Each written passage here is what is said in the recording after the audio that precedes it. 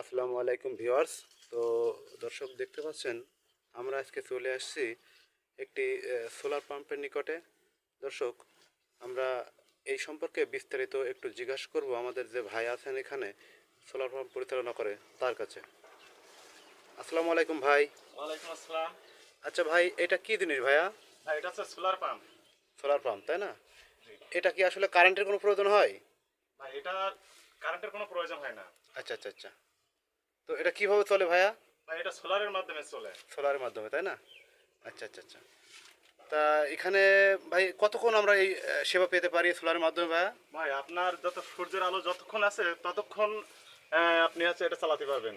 ও আচ্ছা আচ্ছা। তাহলে সূর্যের আলো না থাকলে এটা আর চলবে না তাই না? না, সূর্যের আলো না থাকলে এটা আর চলবে না। আচ্ছা আচ্ছা আচ্ছা। ভাই এটা প্রকৃত ব্যয় কেমন হয়েছে আর কি? ভাই এটা মানে মূলত আছে 3 থেকে 3.5 লক্ষ টাকা খরচ হয়েছে। আচ্ছা আচ্ছা আচ্ছা। তাহলে ভাই আমরা কত বিঘা জমিতে এখানে সেচ আমরা কভার করতে পারবো? ভাই এখানে জমি আছে 40 থেকে 50 বিঘা জমি, সব কভার করতে পারি এটা দিয়ে। আচ্ছা আচ্ছা আচ্ছা। যাই হোক, তাহলে আমাদের বর্তমান আধুনিক যুগে বিদ্যুৎ না থাকলেও আমরা পানির বিকল্প হিসেবে আমরা এটা ব্যবহার করতে পারবো। তো ভাই ধন্যবাদ, আপনার সাথে কথা বলে খুবই ভালো লাগলো। ভালো থাকবেন।